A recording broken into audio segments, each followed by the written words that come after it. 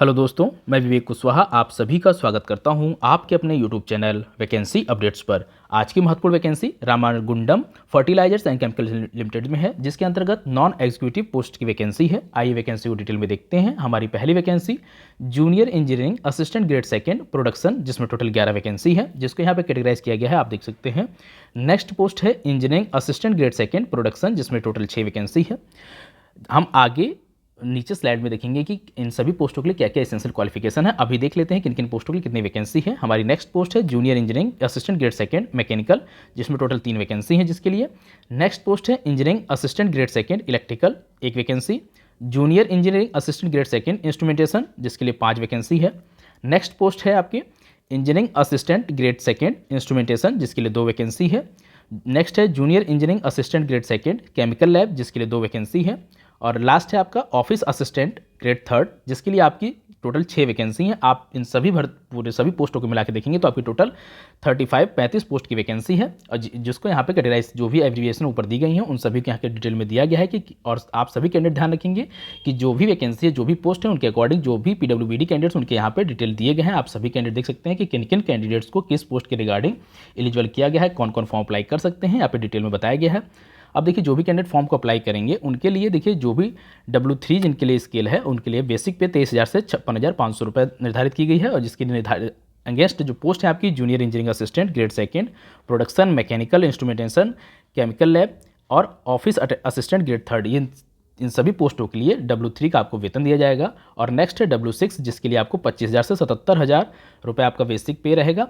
इसके लिए पोस्ट निर्धारित की गई है engineering assistant grade second production electrical और इंस्ट्रूमेंटेशन के लिए आपको W6 का आपको वेतन प्रोवाइड किया जाएगा। और जो भी बेसिक फैसिलिटीज़ हैं वो सभी आपको फैसिलिटीज़ प्रोवाइड की जाएंगी, वो सभी पर्क्स आपको दिए जाएंगे जो कि यहाँ पे सम्मिलित किए गए हैं।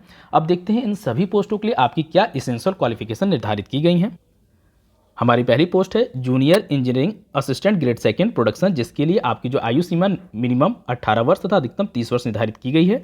और जो भी कैंडिडेट एज रिलैक्सेशन के लिए एलिजिबल है उन सभी को एज रिलैक्सेशन भी दिया गया है। अब देखते हैं इसके लिए एसेंशियल क्वालिफिकेशन आपकी BSc होनी चाहिए फिजिक्स की, और फिजिक्स केमिस्ट्री मैथ के साथ आपकी BSc होनी चाहिए, तब आप इस पोस्ट के लिए एलिजिबल हैं। या आपके पास केमिकल इंजीनियरिंग या टेक्नोलॉजी में आपके पास डिप्लोमा होना चाहिए, तब आप इस पोस्ट के लिए एलिजिबल हैं। और इसके लिए कोई भी एक्सपीरियंस निर्धारित नहीं है। आपकी नेक्स्ट पोस्ट है, और आप सभी कैंडिडेट ध्यान रखेंगे कि आपका जो भी डिप्लोमा या BSc में आपका जो परसेंटेज है यहाँ पे निर्धारित किया गया है सबका कॉमन 60% मार्क्स होना चाहिए अनरिजर्व और OBC EWS कैंडिडेट्स के लिए, तथा SC/ST कैंडिडेट PWBD कैंडिडेट्स के लिए 55% निर्धारित किया गया है। आपका डिप्लोमा ग्रेजुएशन में मिनिमम 60% मार्क्स होना चाहिए अनरिजर्व और OBC कैटेगरी के लिए, और अदर कैटेगरी के लिए आपका 55% मार्क्स अनिवार्य हैं, तभी आप फॉर्म अप्लाई कर सकते हैं। नेक्स्ट पोस्ट है engineering assistant grade second production, जिसके लिए मिनिमम एज 18 वर्ष तथा अधिकतम 40 वर्ष निर्धारित की गई। देखिए आप सभी कैंडिडेट ध्यान रखेंगे कि ऊपर 30 वर्ष यहाँ 40 वर्ष निर्धारित की गई है, क्योंकि इसमें 7 साल का आपका एक्सपीरियंस भी मांगा गया है, इसलिए यहाँ पे 40 साल मैक्सिमम एज निर्धारित की गई है। और इस पोस्ट के लिए अप्लाई करने के लिए आपके पास BSc फिजिक्स केमिस्ट्री मैथ के साथ होना चाहिए, या आपके पास केमिकल इंजीनियरिंग या टेक्नोलॉजी में आपके पास डिप्लोमा हो, तब आप इस पोस्ट के लिए एलिजिबल है। नेक्स्ट पोस्ट है junior engineering assistant grade second mechanical के लिए, आयु सीमा मिनिमम 18 मैक्सिमम 30 साल, और इस पोस्ट के लिए अप्लाई करने के लिए आपके पास डिप्लोमा होना चाहिए मैकेनिकल इंजीनियरिंग के अंतर्गत। नेक्स्ट पोस्ट है आपकी engineering assistant grade second electrical, आपकी आयु सीमा मिनिमम 18 साल और अधिकतम 40 साल निर्धारित की गई है। इस पोस्ट के लिए अप्लाई करने के लिए आपके पास इलेक्ट्रिकल और इलेक्ट्रॉनिक्स के साथ साथ इंजीनियरिंग में डिप्लोमा होना चाहिए, तब आप इस पोस्ट के लिए एलिजिबल हैं। देखिए engineering assistant grade second electrical post के लिए आपके पास इलेक्ट्रिकल इंजीनियरिंग में डिप्लोमा हो या इलेक्ट्रिकल और इलेक्ट्रॉनिक्स इंजीनियरिंग के साथ डिप्लोमा हो, तब आप इस पोस्ट के लिए एलिजिबल हैं। और साथ में आपका 7 साल का एक्सपीरियंस होना चाहिए, यहाँ पे फील्ड निर्धारित की गई है।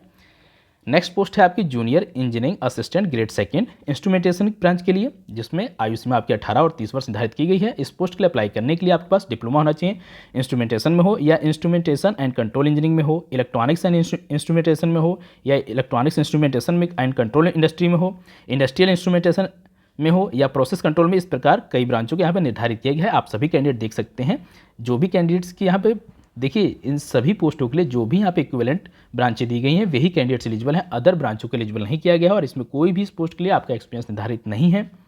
आपकी नेक्स्ट पोस्ट है engineering assistant grade second instrumentation, आपकी आयु सीमा न्यूनतम 18 वर्ष तथा अधिकतम 40 वर्ष निर्धारित की गई है। इस पोस्ट के लिए अप्लाई करने के लिए आपका डिप्लोमा होना चाहिए इंस्ट्रूमेंटेशन ब्रांच में, और साथ में यहाँ पे कई ब्रांचों को भी एलिजिबल किया गया है इक्विवेलेंट में, आप उनको अप्लाई कर सकते हैं।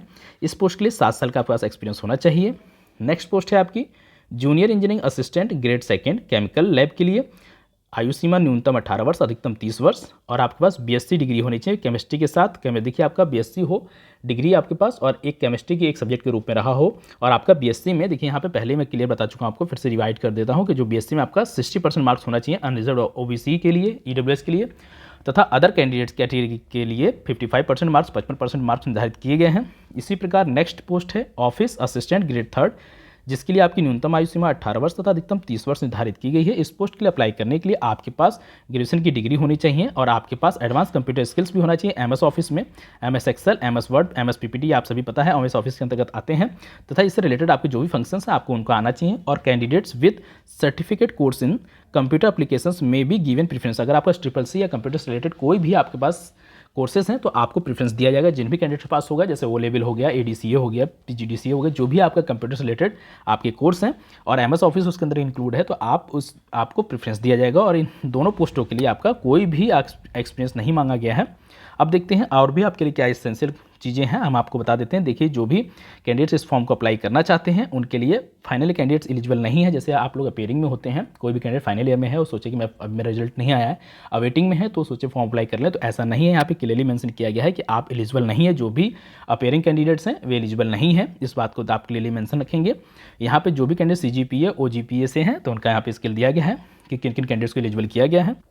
जो भी कैंडिडेट एम्प्लॉई हैं उनके लिए एनओसी अनिवार्य है। आप सभी कैंडिडेट इस बात का ध्यान रखेंगे, जो भी एक्सपीरियंस कैंडिडेट्स हैं, तो आपका अपने यदि अप्रेंटिस किया है तो वे भी आपका, देखिए आपका जो भी कैंडिडेट्स अप्रेंटिस किए हैं उनको इसमें एक्सपीरियंस के अकॉर्डिंग काउंट नहीं किया जाएगा। तो आप जो भी कैंडिडेट्स हैं अपने एक्सपीरियंस में अप्रेंटिसशिप को काउंट नहीं करेंगे, आपका सिर्फ एक्सपीरियंस काउंट होगा और आपके सभी qualification, age criteria, eligibility criteria आपकी 29 फरवरी 2024 की डेट पे काउंट की जाएगी। अब देखिए जो भी कैंडिडेट एज रिलैक्सेशन या जो भी रिजर्वेशन के लिए निर्धारित है, जो भी भारत सरकार के द्वारा उनको दिया जाता है, वे सभी नियम यहाँ पे भी फॉलो किए जाएंगे। आपको सभी रिजर्वेशन यहाँ पे दिए जाएंगे। आप सभी कैंडिडेट जो भी एज रिलैक्सेशन चाहते हैं उन सभी के लिए एज रिलैक्सेशन भी निर्धारित है। इसी प्रकार फीस कंसेशन भी है। देखिए जो भी candidate SC ST PWBD ex serviceman departmental candidates हैं उनके लिए कोई भी फीस का निर्धारण नहीं है। अदर कैंडिडेट्स के लिए फीस का निर्धारण है, उसको हम आगे भी बात करेंगे, उसकी जानकारी लेंगे। देखिए यहाँ पे क्लियरली मेंशन है 5 साल अदर कैंडिडेट्स के लिए, SC ST के लिए और OBC के लिए 3 साल का इस प्रकार एज रिलैक्सेशन प्रोवाइड किया गया है। अब देखिए जो भी डिसेबिलिटीज़ कैंडिडेट्स हैं उनके लिए भी यहाँ पे फैसिलिटी दी गई है। जो भी रूल्स हैं उनके लिए क्लियरली यहाँ पे मेंशन किया गया है।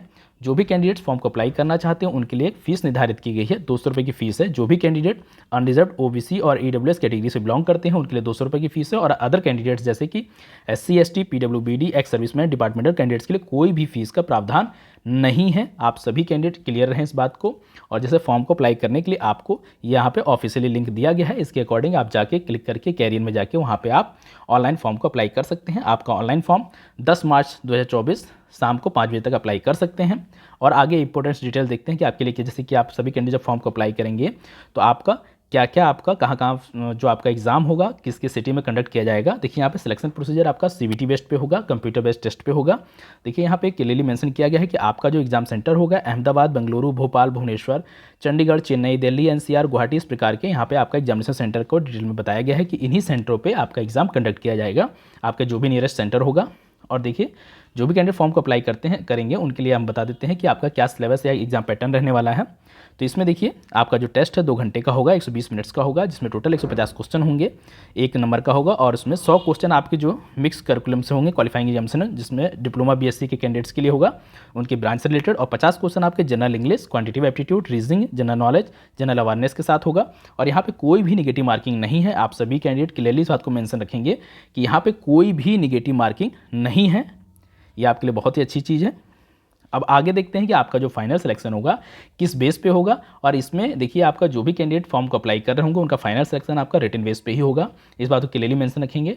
और जैसे कि आप जब फाइनली सिलेक्ट हो जाते हैं तो आपका अपॉइंटमेंट जो प्लेस होगा, देखिए यहाँ पे क्लियरली बताया गया है कि इन ब्रांचों के अकॉर्डिंग आपको यहाँ पे रामागुंडम यूनिट में भी ज्वाइनिंग होगी और कॉर्पोरेट ऑफिस नोएडा में भी ज्वाइनिंग होगी। तो यहाँ पे खाली यहाँ पे ऑफिस असिस्टेंट की ही आपकी नोएडा में ज्वाइनिंग होगी, बाकी सभी की रामागुंडम यूनिट में ही ज्वाइनिंग की जाएगी। यहाँ पे टोटल वैकेंसी का विवरण दिया गया है, कहाँ कहाँ आपकी ज्वाइनिंग के लिए निर्धारित किया गया है। अब देखते हैं जो भी कैंडिडेट फॉर्म को अप्लाई करना चाहते हैं वे सभी कैंडिडेट सभी क्राइटेरिया को देख लेंगे जो हमने बताया है। अगर आप उसको फिलफिल करते हैं तो आप फॉर्म को अप्लाई कर सकते हैं। आपके ऑनलाइन एप्लीकेशन स्टार्ट हो चुके हैं ऑनलाइन एप्लीकेशन 10 फरवरी 2024 से फिल किए जा रहे हैं तथा आप 10 मार्च 2024 तक फॉर्म को अप्लाई कर सकते हैं। इसी प्रकार वैकेंसी से जुड़ी हर छोटी बड़ी जानकारी प्राप्त करने के लिए आप हमारे चैनल वैकेंसी अपडेट को सब्सक्राइब करें, हमारी वीडियो को लाइक करें, शेयर करें और अपना सपोर्ट बनाए रखें। धन्यवाद।